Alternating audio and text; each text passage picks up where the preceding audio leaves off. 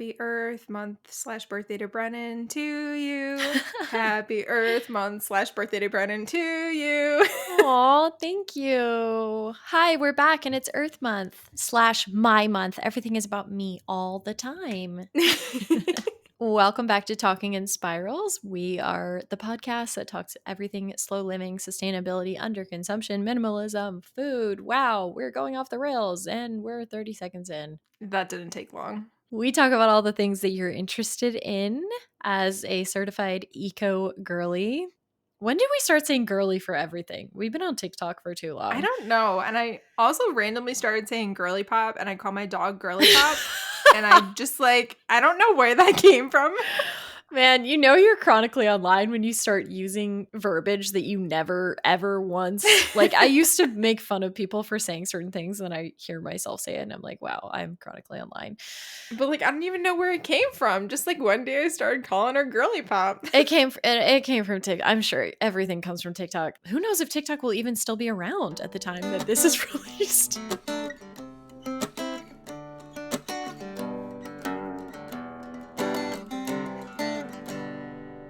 Welcome back, y'all. It is Earth Month, and this is we're more than halfway through our third season of this Talking in Spirals podcast. So thank you for being along for the ride. Before we dive into talking all things Earth Month and everything that goes along with it, we want to thank the sponsor of today's podcast, which is Airflow. I am still just as obsessed with Airflow as I was 2 weeks ago, in case you were wondering. Yes, and that is AERFLO. We will have it linked below for you and all the information. But Airflow is a sustainable water carbonation system. It's just a bottle that you can take with you and carbonate water on the go to make your own little delicious fizzy water concoction everywhere you are. Doesn't require an appliance you have to set up on your counter like a lot of other companies do. It's very minimal. You just pop in a little CO2 cartridge into the cap, push a button, no electricity required, and you make a little carbonated bottle of water. And it's super cost effective compared to just buying cases of sparkling water at your local grocery store, which can be up to $5 or $6 for a case of sparkling water. These capsules, you can get 12 of them for $24 on their subscription. And each capsule lasts for over 330 cans of sparkling water, which is just insane and so cost effective. I can't talk about how much I love the system enough and how much it has actually really cut down on the sparkling water that we bring to the house, because we used to buy juices and all of this stuff, but a couple months ago we switched to buying cases of Wegmans sparkling water and seltzers, and now we're not buying them anymore because we have this system, this little bottle. And this week I'll have to update you the next time we record, but I'm going to try adding some fruit simple syrups to the bottle to see how it works to make flavored sparkling water. So stay tuned. Yeah, you make a little soda. Yeah. Yeah, it's honestly so fun to get into making your own sodas too. I've done it. You can make little sparkling juices by adding just a little bit of juice. One of my favorites is adding a little bit of ginger and some lime to my sparkling water. Delicious, very crispy, very nice. Yeah, but you can also make syrups, and Maria actually has an entire ebook I do. of syrup recipes, and you could probably make some fun sodas with those. Oh, yeah. Usually you use them in coffee, but I feel like you could make some really fun sodas. Oh, yeah. I actually was toying with the idea of making sodas from scratch for a video series, like maybe Coca-Cola or something. And then I looked it up and it's a lot of ingredients. So we shall see. But anyways, we love Airflow. They were kind enough to give us a code. It is Spirals15, and that will give you 15% off purchasing the system. And just so you know, everything will be linked in the normal spot so that you have access to it very quickly and easily. So thank you so much to Airflow for sponsoring this episode and the last one. We're very grateful to have their systems in both of our homes.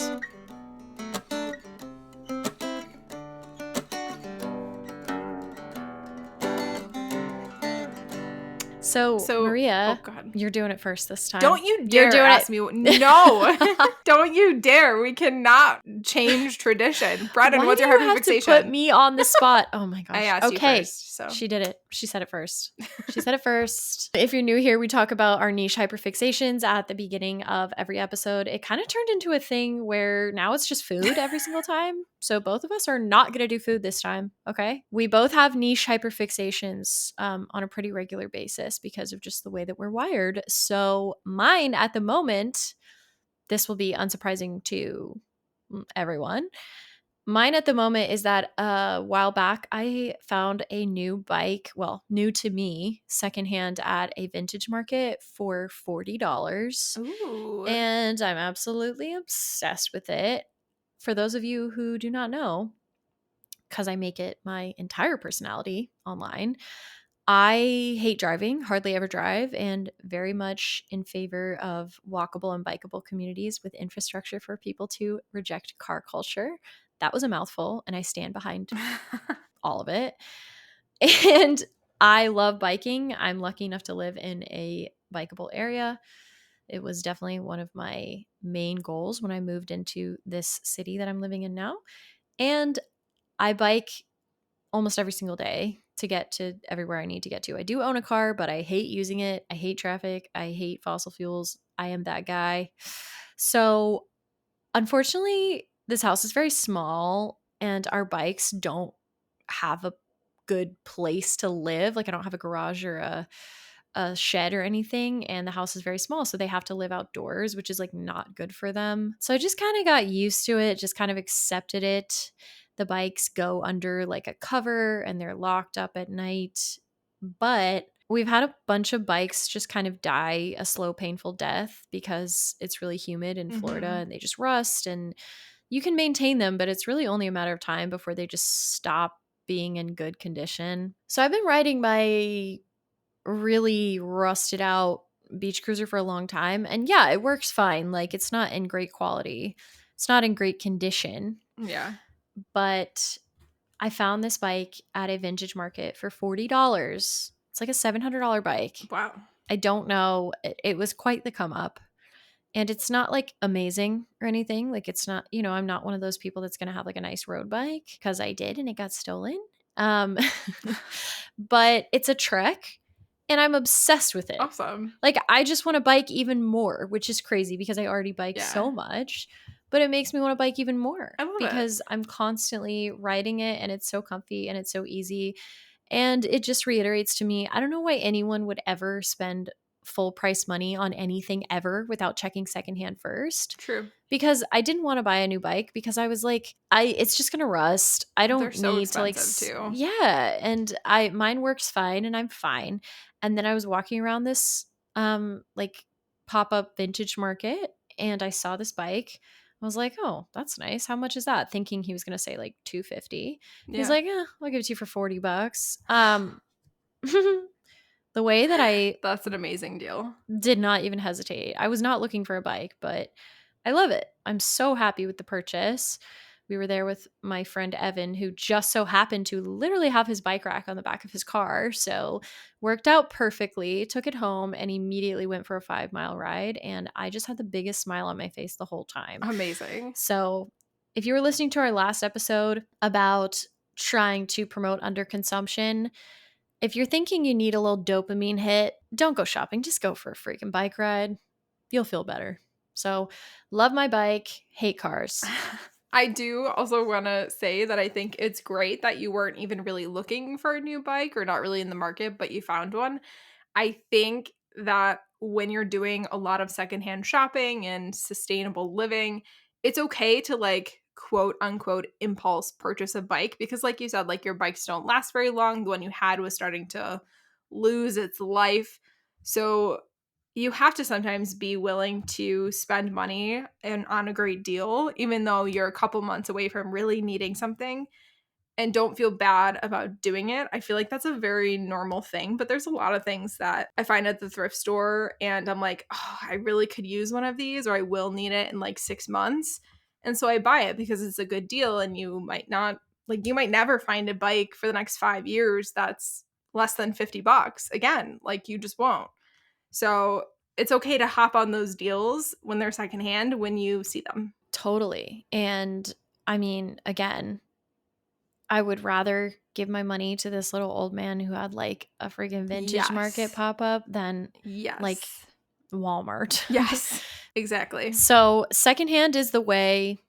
That is unsurprising to absolutely no one that we would say that. But the fact that people buy anything new ever, when I'm walking around this vintage market, just seeing everything under the sun that's like older than my grandparents, and it's just like, why would anyone ever Yeah. want to just buy anything new? There's so much stuff and so much cool stuff Mhm. too. So I love when things have a story.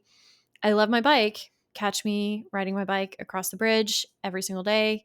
It's the best feeling ever. I am immortal now. So that's my hyperfixation. I would love to hear yours. So, it is gardening season. At least it's starting to become seed starting season. So, I live in Buffalo, New York. I'm sure you've heard me say it a million times, but we have a very short growing season. We really can't start putting anything in the ground that is vegetable wise until end of May. And then by the first or second week in October, it's done. So it ends up being about a 5 month growing season.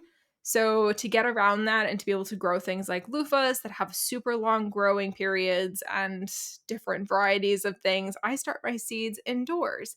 And while gardening is like always my hyperfixation, specifically vegetable gardening, my hyperfixation is a $10 item that I got for Christmas from my parents that has completely changed my life, and it's so silly.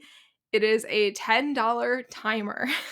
So I started my seedlings in my basement. I've got my whole setup decked out with my racks and lights that go on, and my timer automatically turns my lights on and off, and they stay on for 16 hours a day, meaning I don't have to go downstairs every day, twice a day, to turn on and off my lights, which doesn't sound like a lot. I mean, I'm home all the time. I should have no problem going up and down, but I have a really hard time with memory. So it sounds so silly that it's this timer, but not having to remember to go downstairs in the beginning of the night or at the beginning of the morning and then at the end of the night has been huge because I had a couple concussions in early college. So I have an issue sometimes with memory. It's changed my life. It just automatically goes on and off. And then when I remember to actually check in on my plans, which I have in my calendars on Mondays and Thursdays to do in the morning, it's great. My husband doesn't have to go do it because last year I forgot about it several times. So he started to do it to help me out with my seedlings. And then my seedlings were not strong enough by the time they got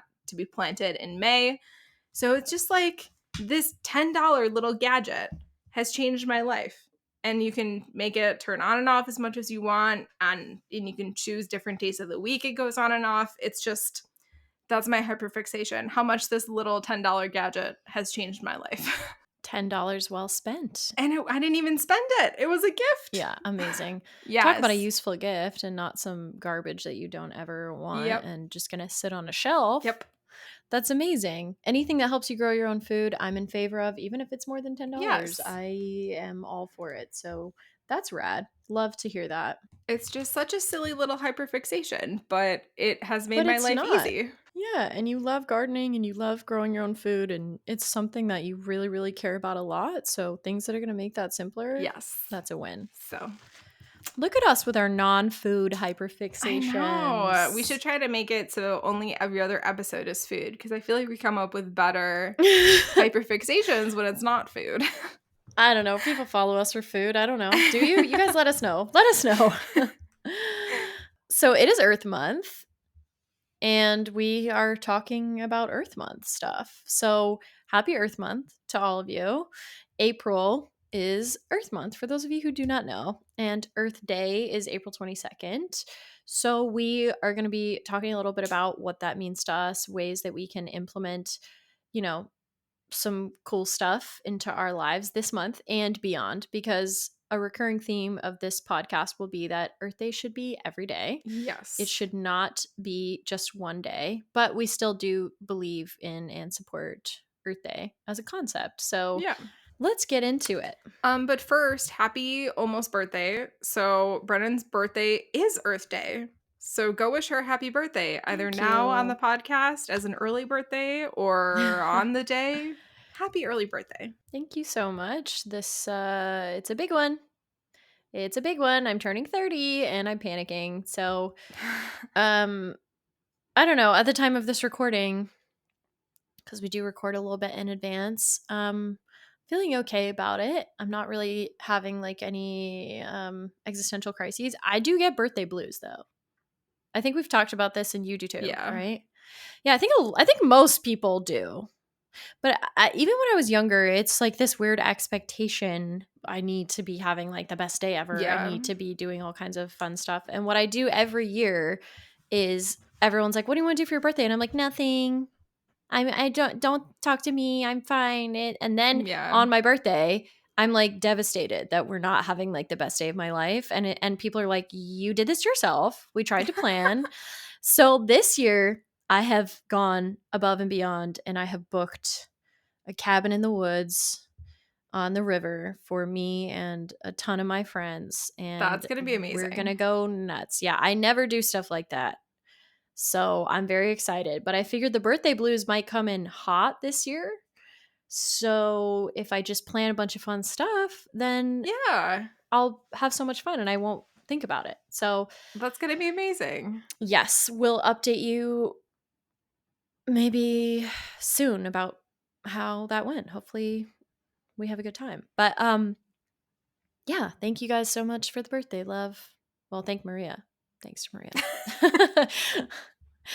Anyways, happy Earth Day to everybody. Happy approaching Earth Day. This episode will come out on April 11th, so it will be like, what, 11 days out. But Earth Month in and of itself is something that has been celebrated for a very long time. And it's something, what is it, 1970 was the first one? Yeah, somewhere around there. When was the first Earth Day? 1970. Look at you go. Yeah, I know. Because I turned 25 on the 50th anniversary. So, of That's Earth Day. amazing. Yes. That's so fun. I know, it's so fun. Thanks to my parents for having me on Earth Day, even though I was for sure not a planned person. Well, you were also born to environmentalists, though. I I mean, know. it's Yeah. like the icing on the cake. Right. I'd like to think that it was planned, but nothing about my existence was planned. So thanks to my mom for having me anyways and pushing me out, having a C-section on Earth Day. I am so honored to be born on Earth Day. I think it's the best day of the whole year. It's my favorite holiday. Even if it wasn't my birthday, I still think it would be my favorite holiday because this is what we do. You guys know this is something that's very important to us. So, yes, Earth Day was started in 1970. It essentially came about as a result of the environmental movement having a wave of popularity and people understanding the gravity of what was happening with our planet as a result of humans. And it just has served for, wow, 55 years now as a reminder of all the work that is being done and that needs to be done.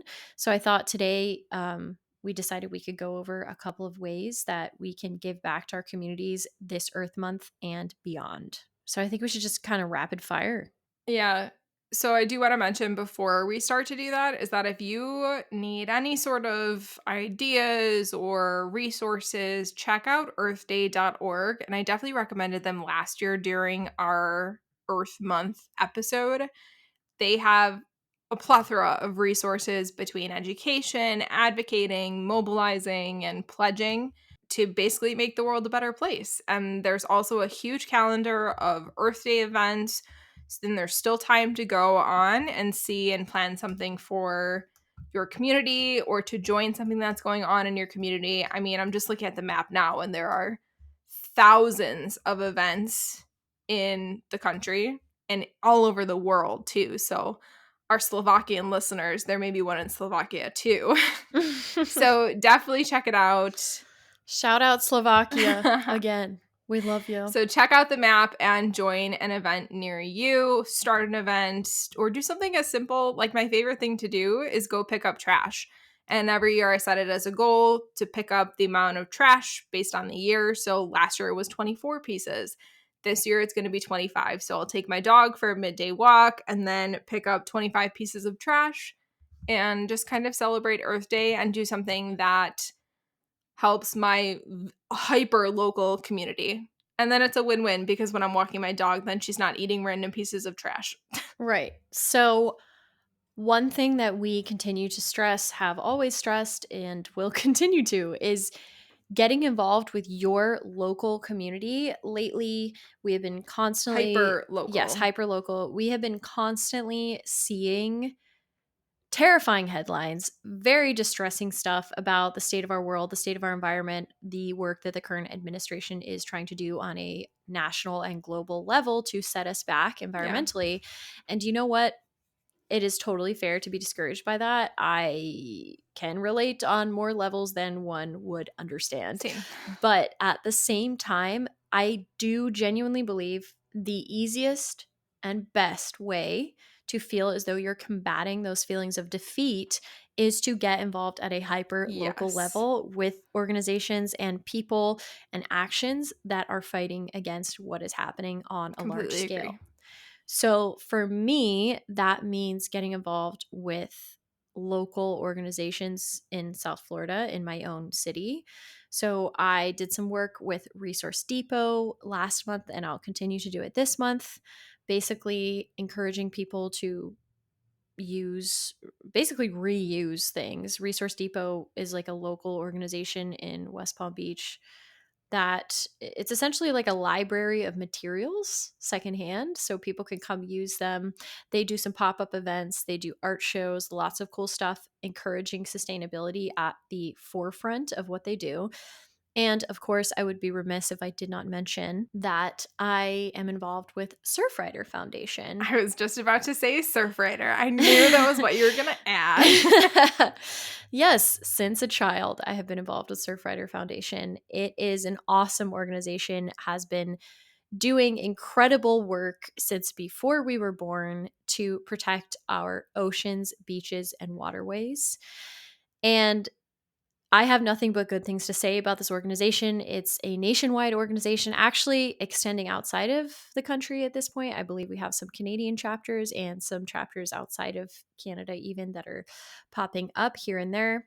Also in South Florida, we include Puerto Rico in our chapter.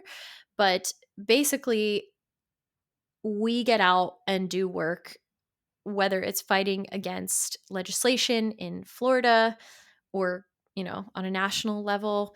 Currently, Surfrider Foundation is suing the Trump administration in regards to drilling for oil. Hell yes. I'm sorry, heck yes. What do you mean? Say hell yes. No, that deserves a hell yes. And we have to mark it as Oh explicit. my god, we've said so many worse words than hell, Maria. What?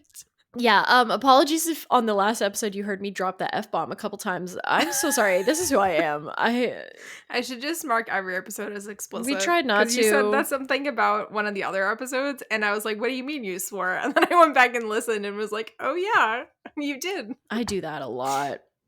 Yeah. I just Shit this is happens. there you go. So Surfrider Foundation is incredible. Actually, if you live in Palm Beach County, on Earth Day, on my B Day, we are doing a cleanup, a beach That's cleanup. amazing. We'll be posting about it. So if you guys are free and you live in Palm Beach County and you want to get involved, it's an excellent way to actually have a positive impact on your community and your environment while also kind of killing that little dread inside of you because you leave those meetings feeling fired up and ready to go. And they also hold space for you to feel discouraged, for you to be upset about things. It's like, okay, this happened. This is happening. We're not stopping. We're not going anywhere. So I highly recommend you get involved. If you have a Surfrider chapter in your area, there are some in inland states, okay? It's not just ocean, it like waterways. There are ways to get involved with Surfrider. Check out their website, look into it. You probably have one near you, even if you live on like a lake or a river or anything. There could be one within, you know, some range. But if you live on a beach or an ocean, I can almost guarantee there's something that you can do with Surfrider or a similar organization. So, highly recommend, definitely look into it and see what events are being done in your local community.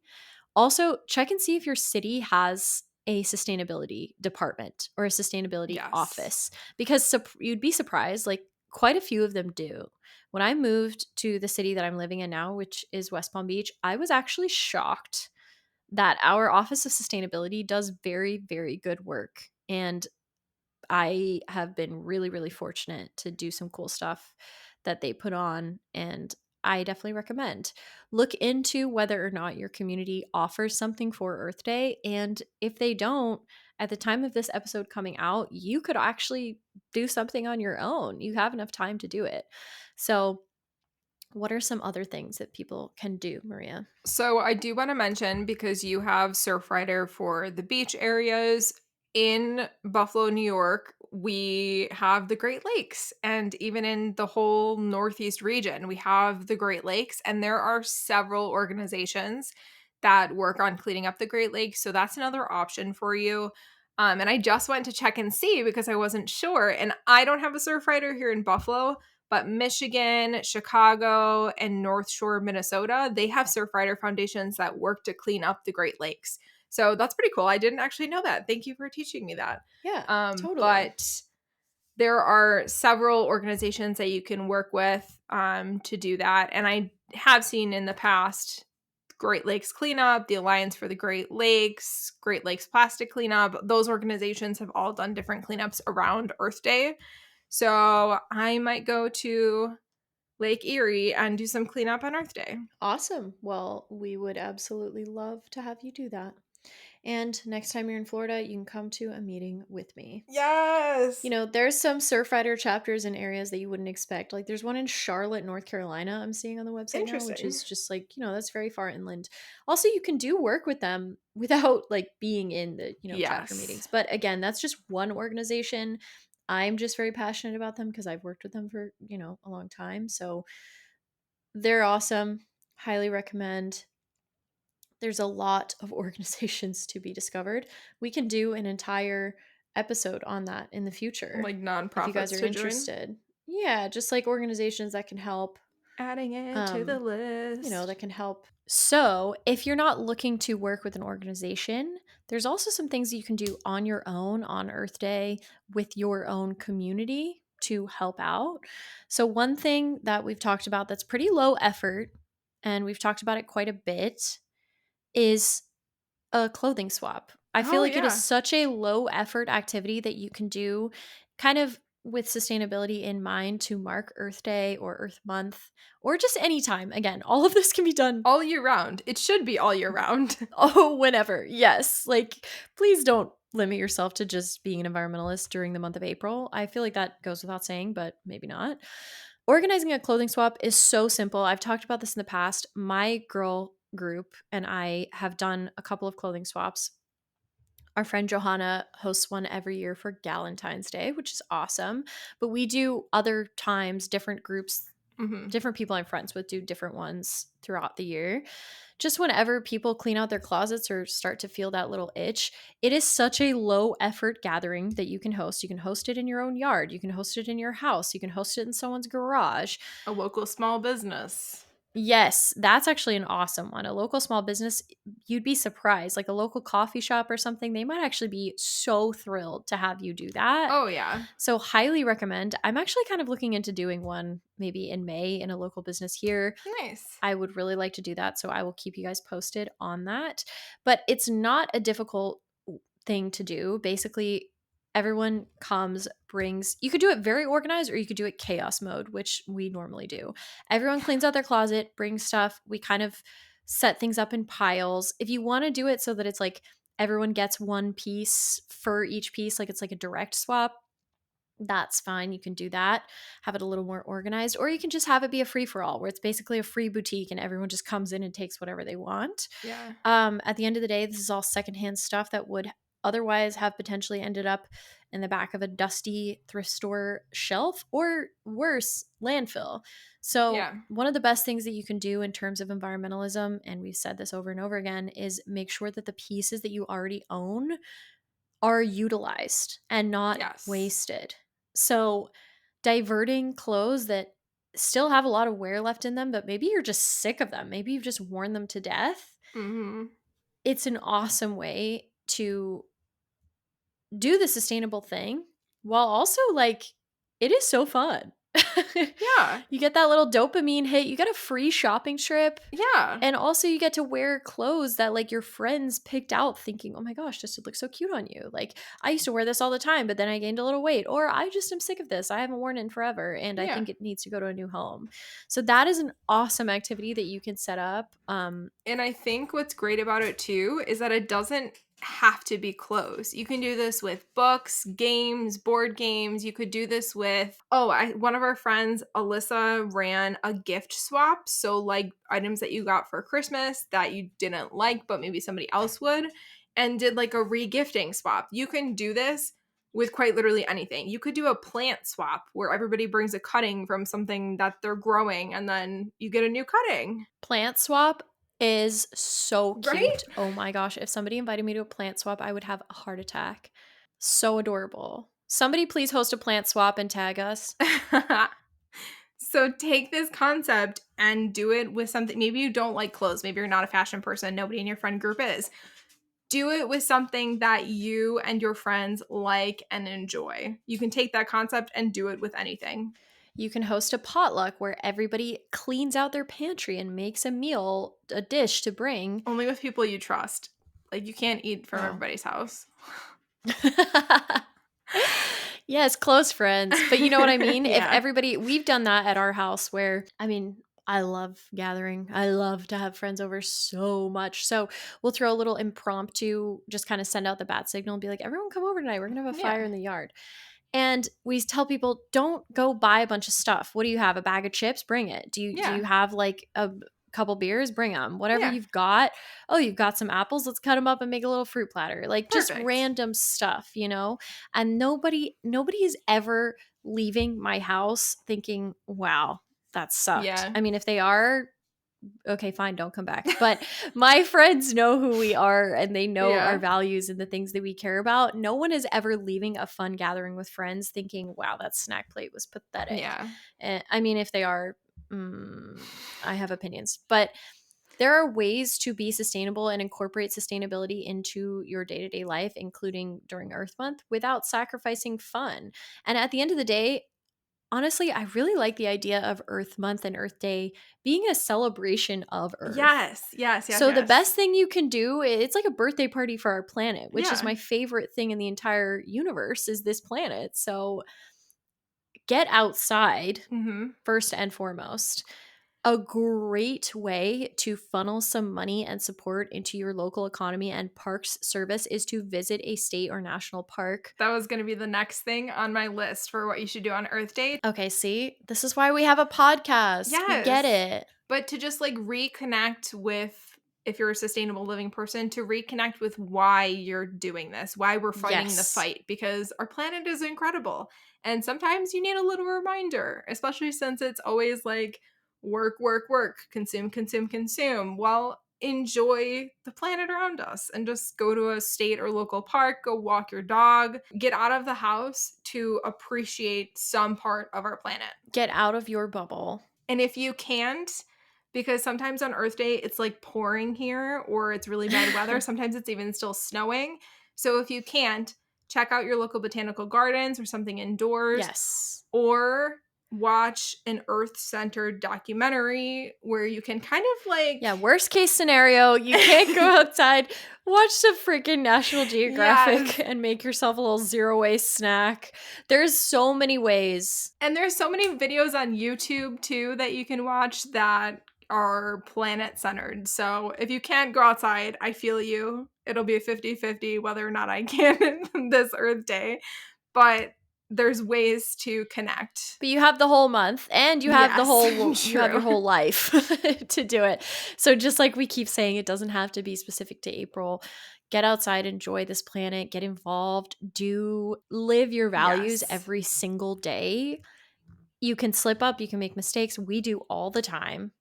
Never ever have we Never. preached perfection. Well, maybe when ever. I was a really weird zero waster in like 2017. Yeah, I just mean on the podcast. Yeah, but we've talked about Yeah. that too. We should do an episode about that. Put it on the list, Maria. That's actually great. Like Insane zero waste things from 2017. insane zero waste stuff we did.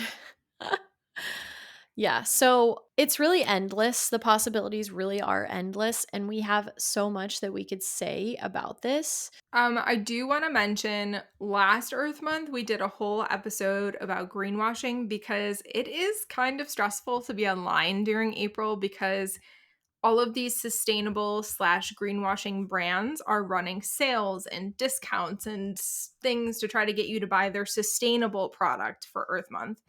So we know it's hard, we know it's stressful, and it's hard to know what is actual greenwashing because anybody that has a partially plastic free product or a partially recycled product, they're going to be promoting their products this month. So we feel for you. We understand it's hard. So go listen to last year's episode. We talk all about greenwashing, how to spot it. And also, I'm going to shamelessly plug our friend Chris Geyer in March on all of her platforms does this sustainable or greenwashing where she puts hours and hours of research into all of these different brands. And what she's doing this year too is comparing this year's research to previous years to see how brands have developed and maybe improved on their sustainability. So definitely go check out her content. It's incredible. I've loved all of the brands that she's done deep dives on. And it's kind of opened my eyes to even more ways that people are greenwashing. So if you need some assistance, check it out. Yes. That content is an excellent reference point for us when we're like deciding whether or not a brand is sustainable or greenwashing. She makes great content on that topic, and her handle is Chris Krysgier. Geyer is her last name. So definitely check that out. Also, on the flip side of that, if you are unable to get outside, if you're unable to watch a documentary, if you're unable to do all the things we just listed, if you're unable to volunteer, buying from a sustainable small business is a really great way to vote with your dollar, as Maria would say, Yes. Yes. or donating to an organization that gives back.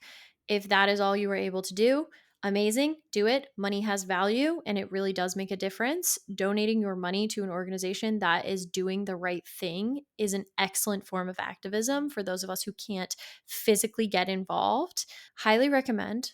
Highly recommend. And in addition to that, if you are looking for sustainable products or like eco minded things to incorporate into your day to day life, your routine, your house, April is an awesome time because a lot of them are running sales. And of course, like we mentioned, some of these brands are just greenwashing. But earlier this season, we did 2 episodes on sustainable products and brands that we genuinely love. You can take a look at that. And I'm sure we'll be sharing some great Earth Day deals on actually sustainable small businesses that we love throughout the month. But if you take a look at some of those brands, it's definitely a great time to show your support during Earth Month because they're often running promotions, and also just the symbolism of Earth Day and Earth Month. It really goes well. It goes hand in hand with supporting those businesses and allowing our economy to prioritize sustainability and environmentalism. So definitely, if you've always thought, hey, I want to make the switch to an eco-friendly laundry detergent or an eco-friendly whatever, Earth Month is a great time to try it. They might be running some deals. Highly recommend utilizing this month to try some of those out. There's no better time than now. And all in all, just remember to have fun with it. It's supposed to be fun. On this podcast and generally with our content, we tend to try our best to focus on climate optimism. So April is fun because it's really just a month to appreciate this work and this activism and a love for our planet. So Yes. always bring it back to that. That is what we Completely. should be fixating on. Completely agree. No notes. I do also want to say too that if you can't celebrate Earth Day on the day because you're working or you have a really busy schedule, that's okay. You can celebrate it at all during April. You can celebrate it in May. You can celebrate it every day because every day is Earth We Day. should celebrate it every day. Yes, recurring theme here. It's kind of at the end of the day just a silly little holiday. Agreed. Um, except for my So birthday, true. that's a national holiday. That's the most important day of the entire year. The girl born on Earth Day. Everything's about me. Just Not only that, but born to two hippies, then born on Earth Day. I'm just kidding. Yeah, right. Couldn't have planned it better myself. Well, planned it better than them. Didn't plan for it at all. But I am really, really lucky to be born on Earth Day, and I'm really, really happy to be working in an environment and a field that is focused on people and planet first and foremost. So consider this a love letter to the Earth. We love you, baby. So I think that's it. Happy Earth Month to everybody, and happy Earth Day if you happen to be listening to this on Earth Day. We love you so much. Thank you so much to our sponsor of this week's episode and 2 weeks ago's episode, Airflow. We love you guys. We really love your products, and we have a code, and our code is Spirals15. So go get your own airflow system. We both love it and think it's awesome and an awesome invention. Happy Earth Month to you guys. We love you very much, and we'll see you in 2 weeks. Bye. Bye.